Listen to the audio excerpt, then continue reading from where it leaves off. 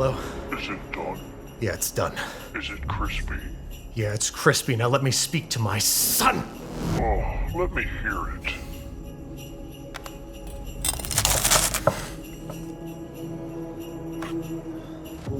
That crispy enough for you, you twisted f***? Daddy, please, Preston? I'm scared. I'm just... Preston, is that you? You have one out. No, wait! It's not just his favorite holiday. It's his birthday.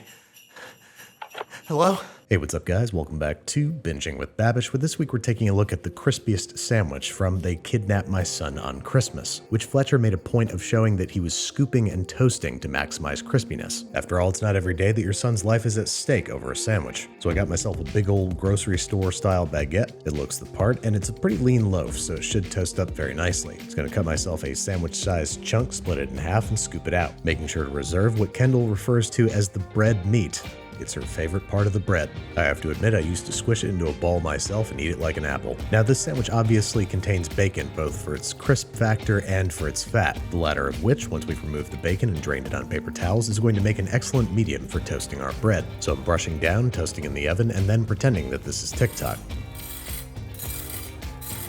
Then, since the only greens in the fridge were wilted, Fletcher soaks his lettuce in ice water for about 10 minutes to crisp it up. And of course, he opted for frozen chicken tenders baked to a state of crispy completion in the oven. And that's all there is to it. We can start stacking 2 of my biggest chicken tenders, 2 folded over slices of provolone cheese thrown back in the oven to melt, top up with our crispy bacon, our chili and patted dry lettuce, and oddly enough, what look like tomatoes. Not exactly known for their crispness, nor is mayo, but nevertheless, that's what's slathered on top. And that's all there is to it. Top it up and squish it down with some further satisfying noises. Now that is one crispy sandwich. Or is it? As soon as I cut through it, I could tell that every aspect of the sandwich was too rigid and dry, creating a situation not delightfully crispy, but disastrously crunchy. Oh yeah.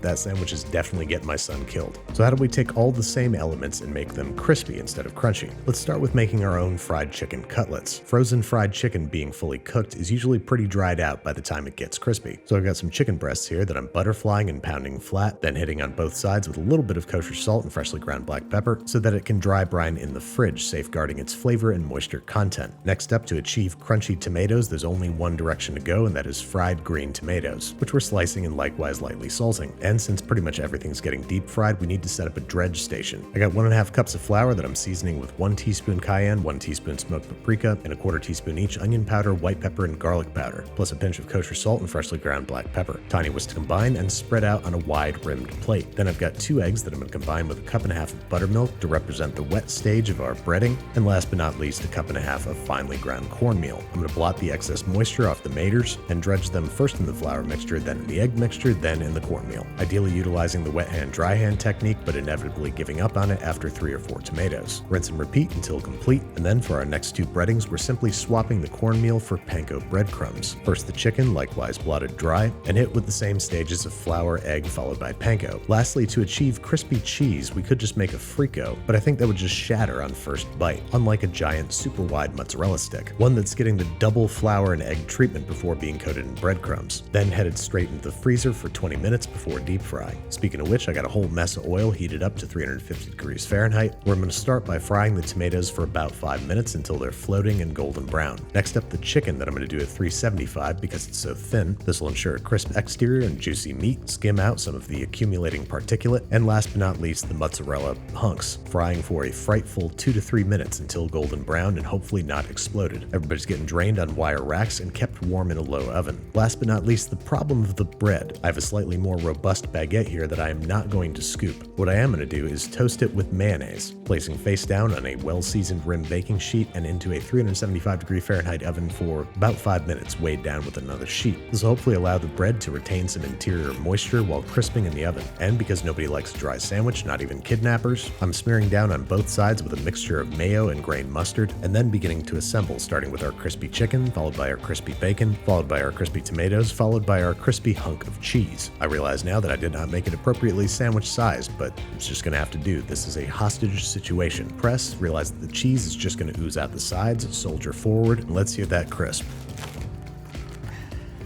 take back what I said before, now that's a crispy sandwich, even if it is violently bleeding cheese everywhere. The cross-section certainly looks better. It's not every day that you have a triple fried sandwich, but how's it taste? Let's take a big old crispy bite. And it's obviously awesome. It's fried chicken, fried tomatoes, and fried cheese. With that in mind, I'm going to divide it into 4 pieces so that the crew can enjoy it and I won't die. Hunter? Paxton? Cooper? Byron? Preston? Felipe?